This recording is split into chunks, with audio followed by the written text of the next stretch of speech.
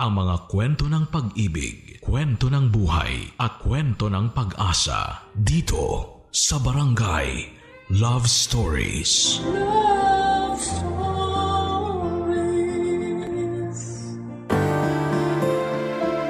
Kapag paulit-ulit na lamang ang ating kinakain, mauumay tayo kaya naman naghahanap tayo ng ibang putahe. Pero hindi ito maaaring gawin sa totoong buhay lalo na kung may karelasyon tayo dahil malaking kasalanan ito. Ikaw kabarangay, anong gagawin mo sakaling tumikim ng iba ang asawa mo? Dear Papa Dudut, lahat ng tao ay may tinatagong sekreto. At kung para naman sa ikakatahimik ng lahat, mangyaring hindi na muling ungkatin ng mga sekretong yon at ibaon na lamang hanggang hukay. Pero bago tayo dumako sa parting yon ng buhay ko ay magpapakilala muna ako. Itago nyo na lamang po ako sa pangalang Ali Rose. Taga Maynila, 35 years old at simpleng may bahay na may 2 anak. Ang mister kong si Byron ay dating seaman at isang OFW. Pero sa ngayon ay meron na kaming negosyo na auto supply and car parts. Nagkakilala kami ni Byron noong nagtitraining pa lamang siya para sumampa sa barko. Mabilis lang din kami nagka-developan at nagpakasal bago siya tuluyang umalis. Tapos nabuntis na niya ako kaya naman masayang masaya kami, Papa Dudut. Kaya lang, hindi pa rin ako gaanong kakampante na iiwan niya ako habang nagtatrabaho siya dahil nga first baby namin yung dinadala ko. Praning ako, paano na lamang kung may mangyari sa akin tapos ay nasa malayo siya. Nang mga panahong yon ay nagrenta kami ng apartment sa Pasig at wala akong malapit na kamag-anak dahil lahat ay nasa probinsya namin sa Romblon.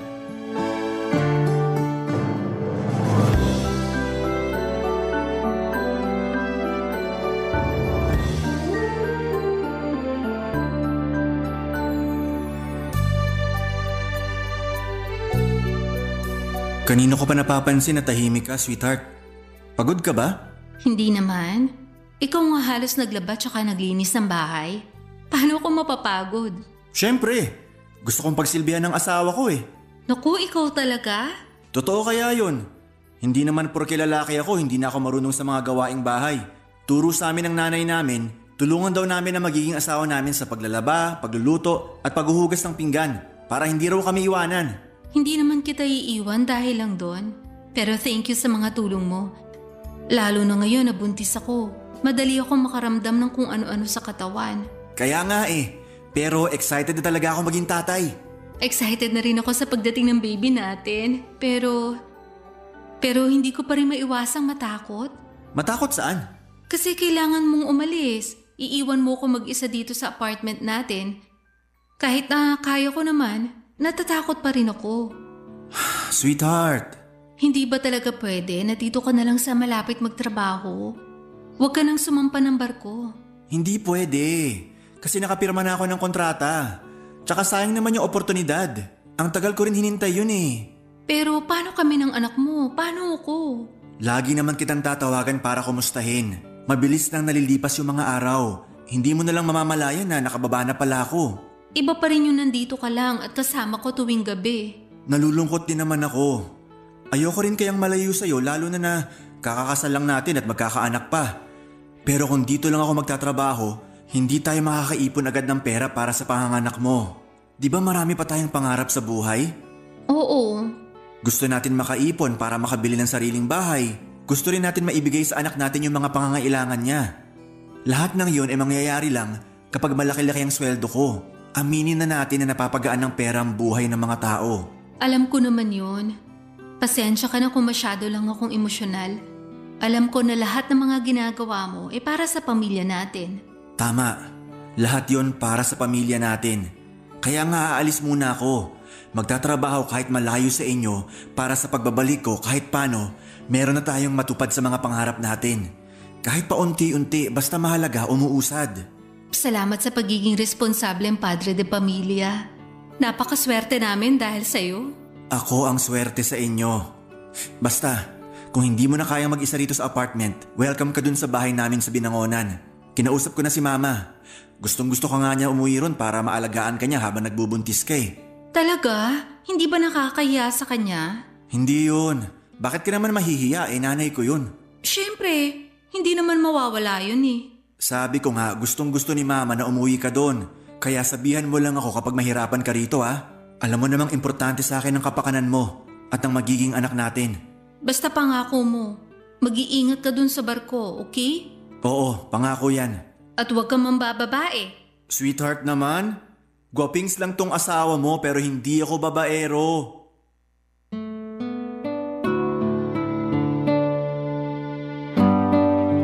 Papadudot, naiintindihan ko naman na gustong umalis ni Byron para mabigyan niya kami ng maayos na buhay ng anak niya. Ramdam ko sa mga salita niya na desidido siya at nakikita ko ang determinasyon sa kanyang mga mata. Ako rin naman, papadudot, gusto kong makapag-ipon kami ng pera para sa kinabukasan ng aming anak.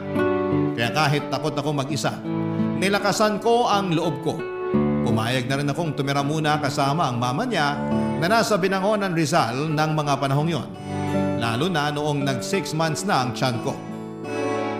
Mabait naman ang nanay ng mister ko. In fact, ay todo asikaso siya sa akin noong nandun ako sa bahay nila. At hanggang sa mga anak ko ay hindi ako pinabayaan ng mother-in-law ko. Naisip ko nga kung nasa malapit lang sana ang mama ko. Pero kahit na nasa malapit lang siya, hindi kami in good terms, lalo na noong nagdesisyon akong umalis sa probinsya namin sa Romblon para magtrabaho sa Maynila. Mahabang kwento pero galit siya sa akin kasi hindi ko sinunod yung gusto nilang mangyari ng tatay ko na ipakasal ako sa mayamang taga doon lang din sa amin. Ang bata-bata ko pa noon at nangarap akong makapagtapos ng pag-aaral. Pero hindi na noon natupad dahil mas ginusto ko na lamang na magtrabaho. Naging waitress ako sa isang resto bar at doon kami nagkakilala ni Byron. 2 buwan matapos kong mga anak ay nagsabi ako sa mister ko na gusto ko na ulit bumalik sa nirerentahan namin. Nang time na yon kasi, papadudot, ay umuwi sa bahay ng mother-in-law ko ang panganay niyang anak na lalaki na may pagkabatugan at bossy kong umasta. Kaya na ako hindi na sinasanto. Kaya bago ko pa siya mapatulan ay nag-decide na akong umalis na lamang sa kanila. Kahit mahirap ay nag-adjust rin ako ng mga panahong yon. Kinaya ko alang-alang sa peace of mind ko, papadudot.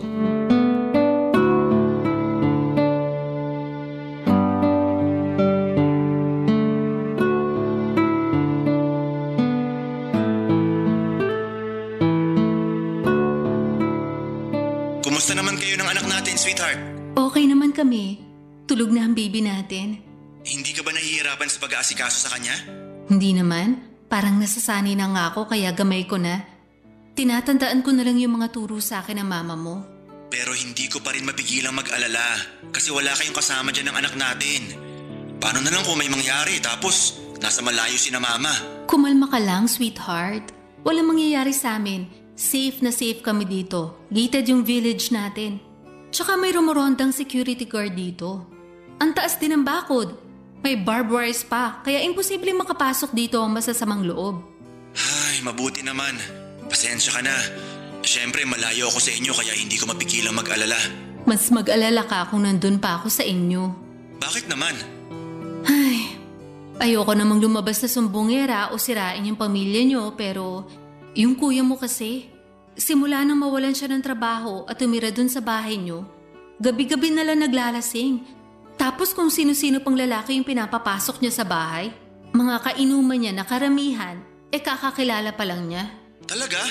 Nakakainis naman si kuya. Oo.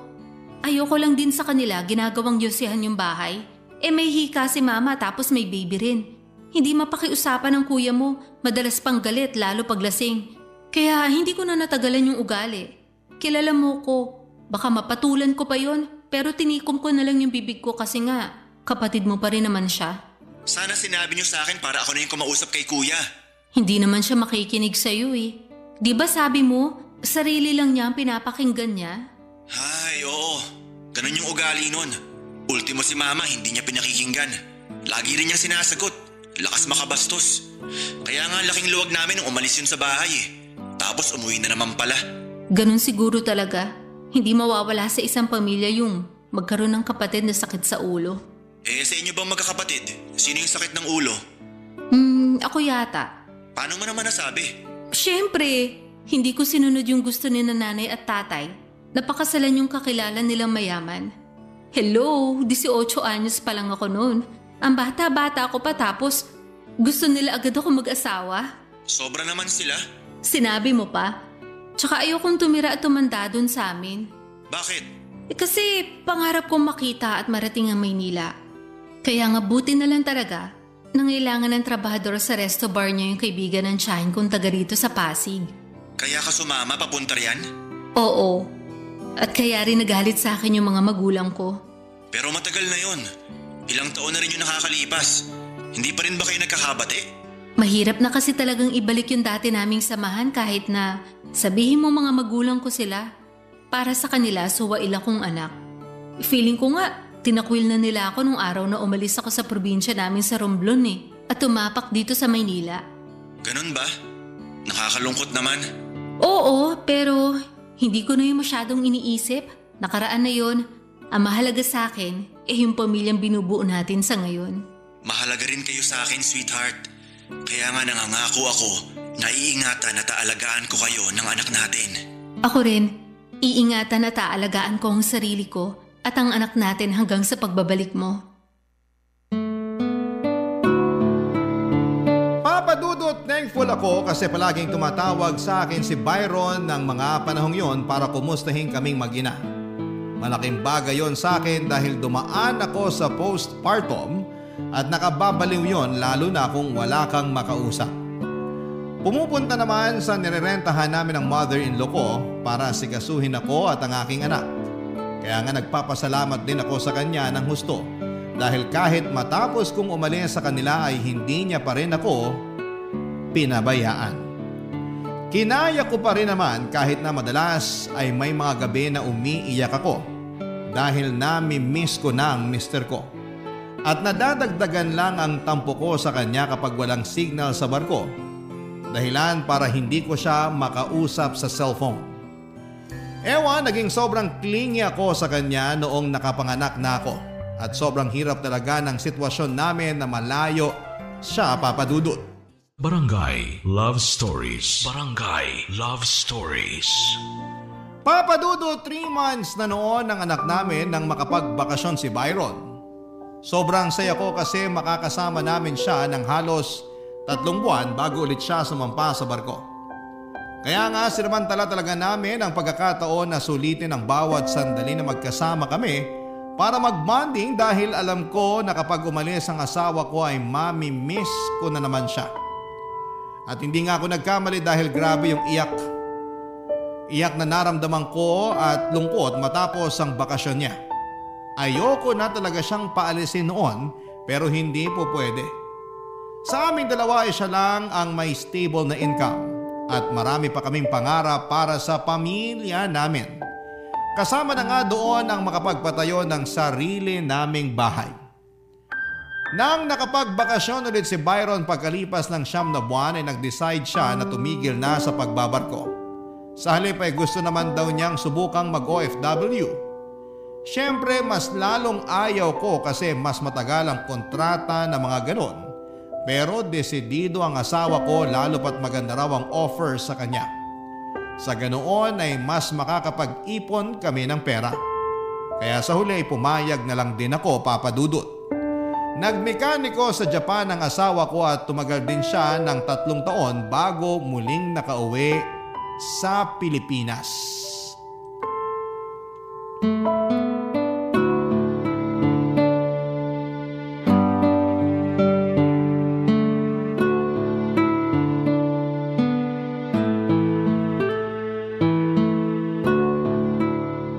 Grabe! Ang sarap talaga ng steamed pompano mo. Hanggang ngayon nasa dila ko pa rin yung lasa. Naku, baka naman kailangan mo lang mag-toothbrush para mawala yung lasa sa dila mo. Nakapag-toothbrush na ako, no? Siyempre, biro lang. Alam ko miss na miss mo ang mga luto ko. Lalo na yung pompano. Kaya nga sinarapan ko talaga ng gusto eh. Oo, miss na miss ko nga. Masasarap naman pagkain dun sa Japan. Pero iba pa rin dito sa atin. Lalo na kapag luto ng misis ko. Nambola ka pa? Hindi kaya yun pambobola. Pagsasabi lang yun ng totoo. May iba tayo. 3 taon ka rin sa Japan. Babalik ka pa ba uli doon? Tungkol sa bagay na yan, oo, babalik pa ako. Akala ko ba ayaw mo na? Kasi namimiss mo na kami ng anak mo. Oo nga. Pero kulang pa kasi ipon nating pera, sweetheart. Habang tumatagal, mas nagmamahal yung presyo ng pangarap nating lupa't bahay. Pwede naman kasi nating hulug-hulugan. Hindi natin kailangan bilhin ng isang bagsakan. Hindi ko kasi alam yung kalakaran sa ganyan. Paano kung mawalan ako ng trabaho habang hindi pa tapos yung paghuhulog natin? Pwede naman tayong kumonsulta sa mga ahente tungkol sa bagay na yan. Para mas alam natin yung gagawin. Ewan ko. Wala akong tiwala sa mga ahenteng yan. Yung iba kasi sa kanila, in-scam ako. Ha? Paano? Basta, ayoko na lang ikwento kasi kinalimutan ko na nga yun. Hindi naman lahat ng ahente, ganun. Baka nakatsyempo ka lang nang wala sa puso yung ginagawang trabaho. Kumbaga, pera lang ang habol tapos pinababayaan na yung mga kliyente pagkakuha ng komisyon. Kaya nga yun ang dahilan kung bakit gusto ko pang bumalik sa ibang bansa. Tsaka mag-aaral pa yung anak natin. Mas lalaki lalo yung mga gastusin natin. Ang akin lang naman, lumalaki na yung anak natin. At kahit na-explain ko naman sa kanya na ikaw ang tatay niya, na kailangan mong umalis para magtrabaho sa malayo, ilang pa rin sa'yo yung bata? Sa umpisa lang naman yun kasi nga ngayon lang niya ako nakita. Matagal din ako sa Japan bago nakapagbakasyon kasi nag-pandemic pa. Yun nga. Sana nga kasi ayoko namang lumaki siya na malayo ang loob sa'yo. Hindi mangyayari yon kasi sabi mo alam naman niya na ako yung tatay niya. At pinaliwanag mo sa kanya yung dahilan kung bakit kailangan kong umalis at magtrabaho sa malayo, di ba? Oo, sabi ko, para rin naman sa kinabukasan niya. Tama. Pero naisip ko rin na masyado pa siyang bata para maintindihan yon. Kaya nga gusto ko sana na dito ka na lang sa atin magtrabaho. Sweetheart, alam mo namang maliit ang sweldo rito sa atin. Pwede naman tayo magbawas ng pinagkakagastusan natin para mapagkasya yung kikitain mo sakaling dito ka na nga magtrabaho. Ayoko pa rin. Kasi kaya nga ako nag-abroad para mabigyan kayo ng maalwang pamumuhay. Tapos gusto mo magtipid tayo para lang mapagkasya yung sasahurin ko? Pamilya lang naman natin yung iniisip ko. Pangarap mo ba na habang buhay nasa ibang bansa? Yung malayo sa amin ng anak mo? Hindi. Pero habang kaya ko pa, habang may lakas pa ako para makapag-ibang bansa, at habang may pagkakataon pa, susunggaban ko. Bahala ka na nga. Tiis lang muna, sweetheart. Papasaan din ba na magkakasama rin tayo pagdating ng araw? Sige, pero sana dumating yung araw na yun. Pero habang hindi pa dumarating yung araw na yun, wag na natin aksayahin yung pagkakataon na pwede tayong mag-bonding. Ha? Anong bonding ka dyan? Gabi na kaya? May balak ka pa bang puntahan? Wala. Pero sa'yo may balak ako. Masahihin mo ako. Tapos mamaya, ikaw naman yung mamasahihin ko. Papadudod, sobrang sabik na sabik kami sa isa't isa ni Byron kaya sinulit namin ang mga bawat sandali na masosolo namin ang bawat isa. Ang saya-saya ko talaga kapag kasama ko ang asawa ko at aminado akong ayoko na ulit siyang umalis para magtrabaho abroad. Pero kaunti pa lang ang ipon namin. Hindi pa nga yun sapat para makabili ng bahay ng isang bagsakan. Bukod doon ay siya rin kasi ang sumusuporta sa pamilya niya at nagpapaaral sa iba niyang pamangkin. Kaya hindi buong napupunta sa amin ang lahat ng sweldo niya. Ang totoo, Papadudot, ay minsan na naming pinagtalunan yon. Pero sinabi lang ni Byron na hindi naman niya pwedeng basta putulin ang sustento niya sa kanyang pamilya. May sakit din ang nanay niya at siya lang ang sumusuporta sa maintenance medicine nito. Hindi ko naman inalis ang karapatan niya na tumulong pero may iba pa naman siyang kapatid na nagtatrabaho din sa abroad. Kaya lang ang mister ko lang talaga yung dedikado. Masyado rin siyang mapagbigay at hindi marunong tumanggi lalo pa sa mga pamangkin niya at pinsan. Kaya tuloy ay may mga pagkakataon na kami naman ang nasa short at kailangan mag-adjust sa kung ano lang ang ibigay niya. Hindi rin nakatulong yon Yung paraan ko ng pag-alis ng stress sa asawa ko nang umalis na siya pabalik ng Japan. Kasi napagastos din ako sa pag-order ng pagkain online.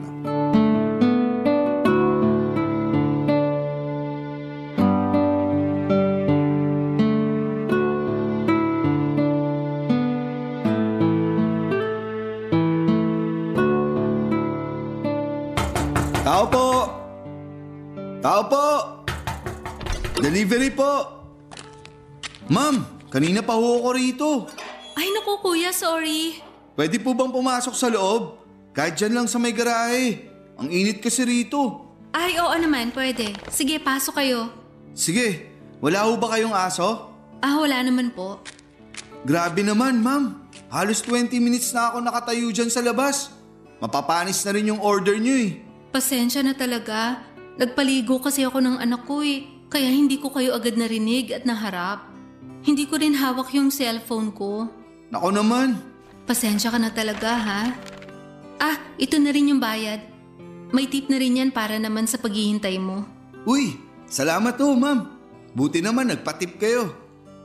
Mag-isa lang ho ba kayo rito? Ha? Bakit mo tinatanong? Wala naman.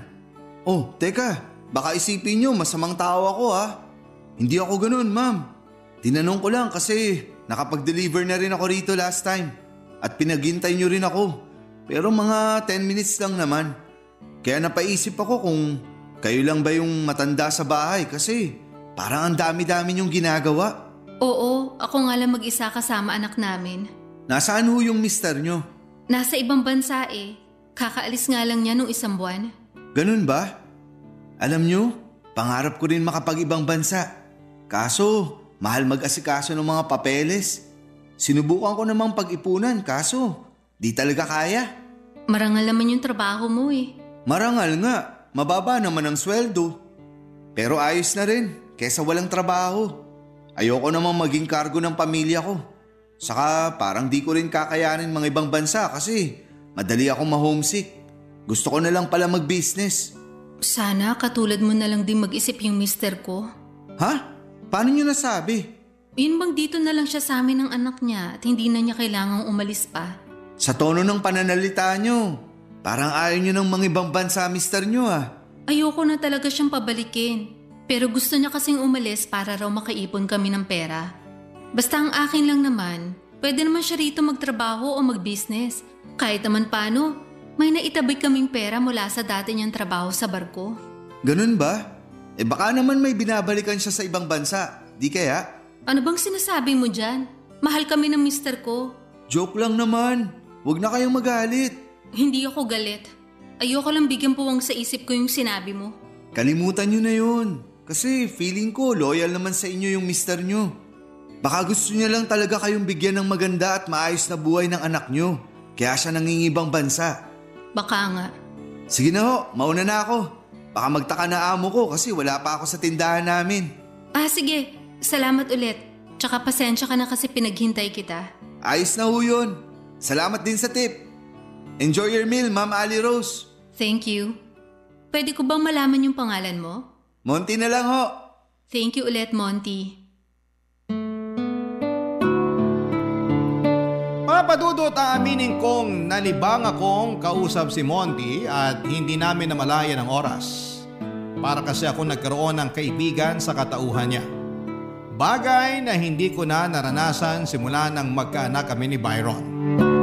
Sa anak namin at sa pagiging housewife na kasi umikot ang mundo ko simula nang magpakasal kaming dalawa. Hindi rin marami ang mga kaibigan ko, 2 o 3 lang yata mula sa dati kong trabaho at pare-pareho na rin naman kaming may sariling pamilya. Paminsan-minsan ay nagkakausap kami sa messenger at nagpaplanong lumabas pero hindi naman natutuloy dahil sa kung ano-anong mga kadahilanan. Hanggang sa lumipas na lamang ang mga panahon at makakalimutan namin yon. Kaya nga thankful ako dahil na-distress talaga ako sa maiksi naming kwentuhan ni Monty. First time ko rin kasi na maka-encounter ng madaldal na delivery rider. Hindi naman ako natakot o nailang sa kanya kasi mabait naman siya at magalang. Kaya Kaya nga papadudot na padalas ang pag-order ko sa restaurant nila. At lagi kong hinihiling na sana'y si Monty ang mag-deliver para naman makita ko siya at makapagkwentuhan muli kaming dalawa kahit sa maiksing sandali lang. Papadudot. Barangay Love Stories. Barangay Love Stories. Papadudot, isang buwan pa lang halos nakakaalis ang mister ko pabalik sa Japan nang makilala ko nga itong si Monty. Tapos nagsimula na rin kami mag-usap sa text message. Nanguna siyang magpadala ng mensahe sa akin ng pangungumusta. Nireplyan ko naman siya kaagad kasi ang nasa isip ko ay baka gusto lamang niyang makipagkaibigan. Saka napapasaya naman ako ng pag-uusap namin, lalo na kapag naiinis ako kay Byron. Naisip ko na ayos na rin yon kesa naman malagas lang at maubos ang buhok ko sa pagka-stress. Kaya lang sa pag-uusap namin yon ay nauwi sa espesyal na pagkakaibigan na walang label, papadudot. Na mga panahong yon, may kinakasama na rin naman siya pero wala pa silang anak. Bukod doon ay hindi raw maayos ang relasyon nila at katulad namin ni Byron ay madalas din silang nag-aaway. Gusto raw kasi ng kinakasama niya na siya ang masunod sa pamamahay nila. Kaya nga dinadamayan ko noon si Monty sa tuwing may hindi sila pinagkakasunduan ng live-in partner niya.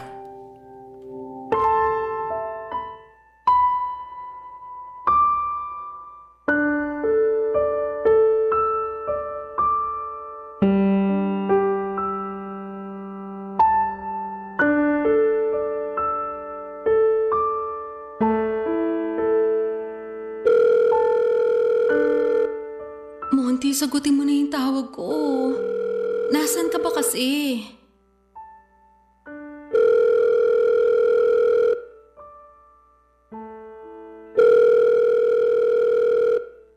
Hello? Sa wakas, sinagot mo rin. Sino ka ba? Anong sino ako? Si Ali Rose to. Ay, napatawag ka. At bakit ganyan ang tono mo sa akin? Anong gusto mo? Maglambing-lambingan ako sa'yo. Nandito kinakasama ko. Saka bakit ka ba tumawag? Buti na lang ako yung nakasagot, kundi yari tayong dalawa. May sasabihin kasi ako sa iyo, Monty. Ano ba yun? Mahalaga ba yun? Oo. Ano nga? Sabihin mo na para matapos na tong usapan natin. Mauhuli pa ako ng kinakasama ko eh. Buntis ako. Nabuntis mo ko. Ha? Sigurado ka ba dyan? Oo, sigurado ako. Kasi dinatnan pa ako last month. Nako, naloko na. Anong gagawin natin ngayon? Hindi ko alam. Natatakot ako na baka hiwalayin ako ng mister ko pag nalaman niya.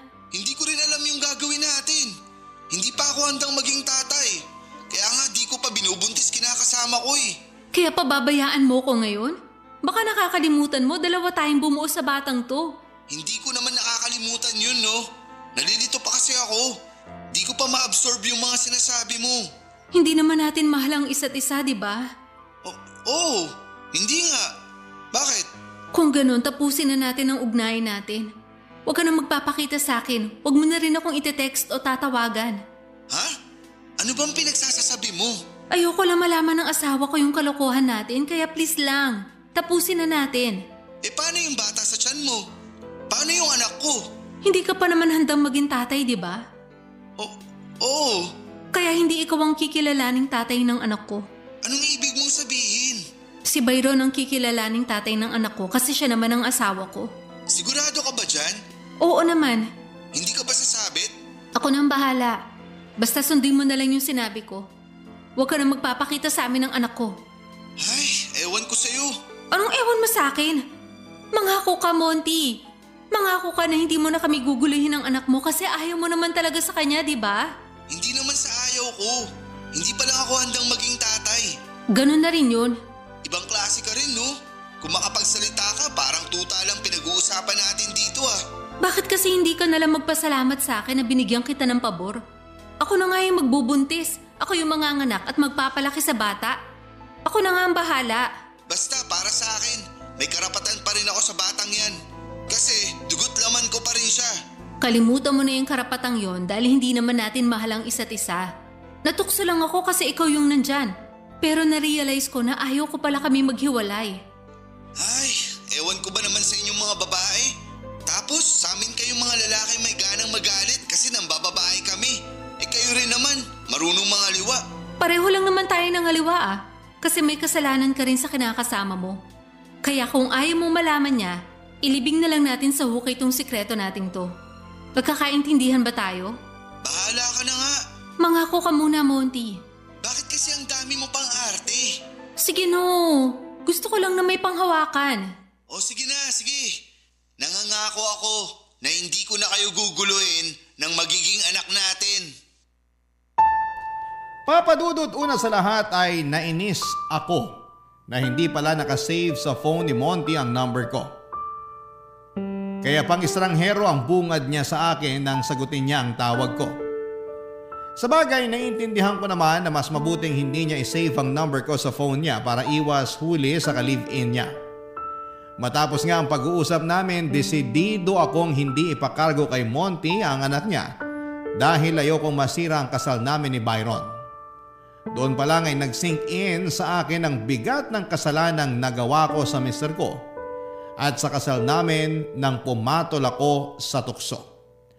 At mas malala pa ay nagbunga yon ng bata.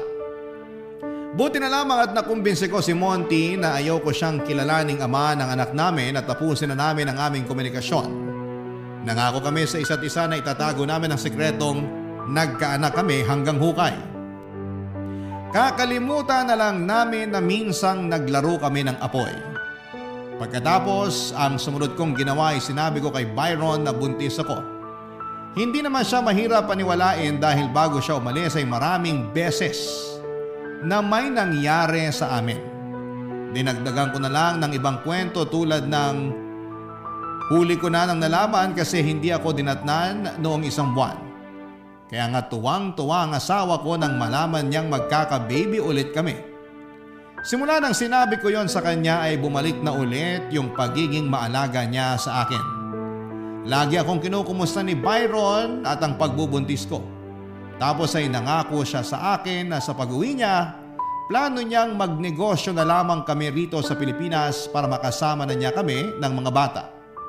Mabilis na nagdaan ang 2 taon, malaki na ang anak namin ni Monty na ang kinilalang tatay ay si Byron.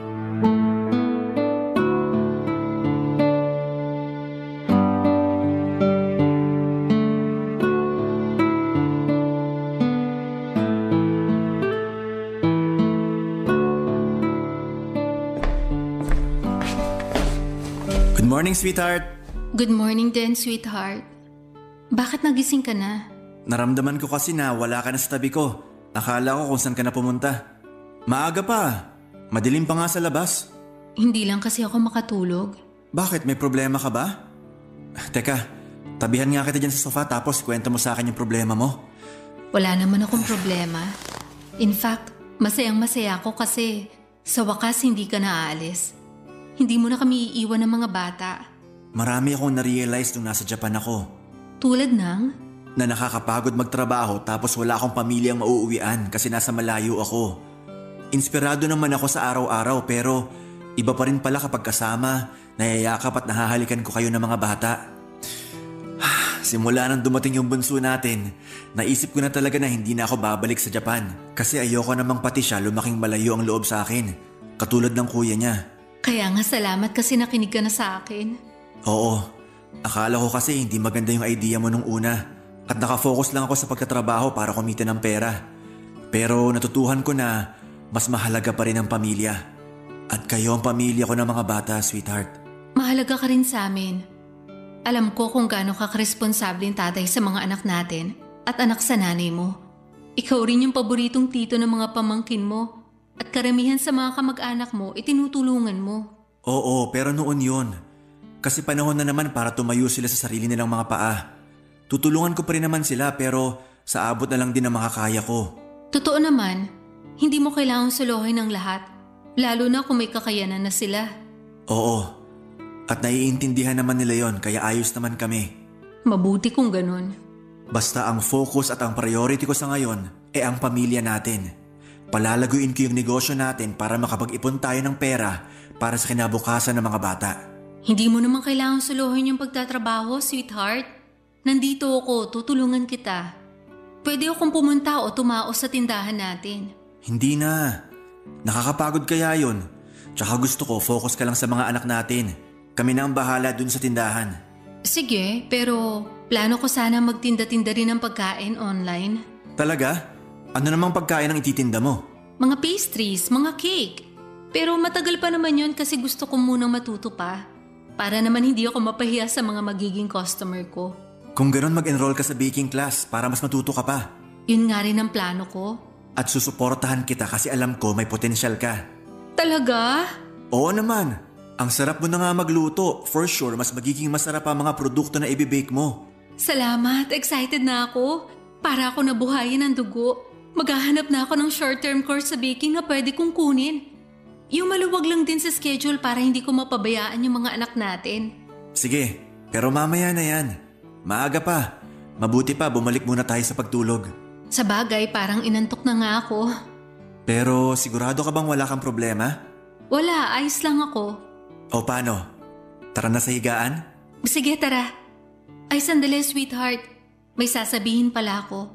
Ano yun? Kahit na anong mangyari, mahal na mahal kita. Mahal na mahal ko kayo ng mga bata. Mahal na mahal ka rin namin. Pero kung makapagsalita ka, parang may mangyayari ah. Wala naman. Emosyonal lang ako kasi buo na uli ang pamilya natin. Sama-sama na uli tayo. At pangako ko sa inyo na hindi ko na kayo iiwanan pa para magtrabaho sa malayo.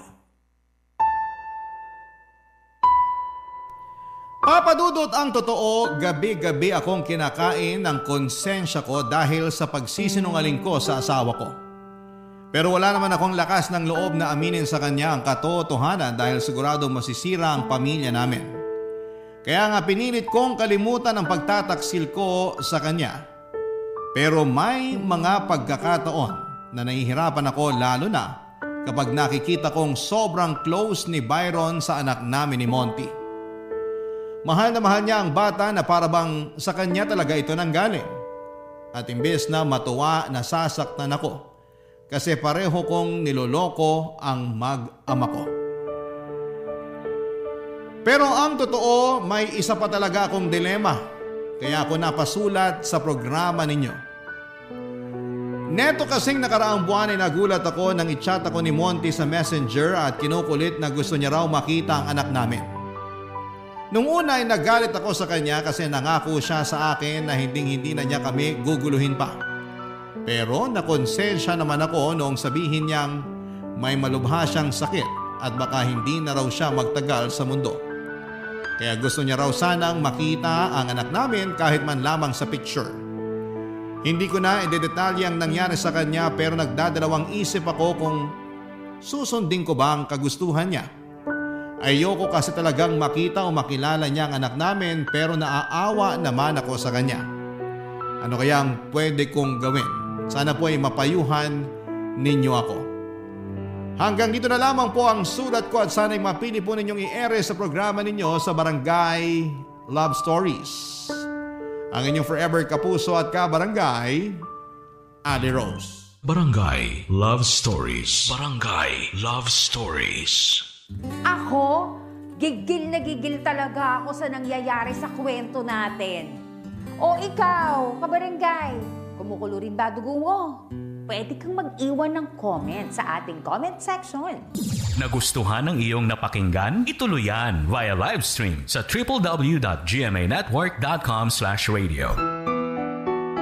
Barangay LS In Mega Manila, 97.1. Forever!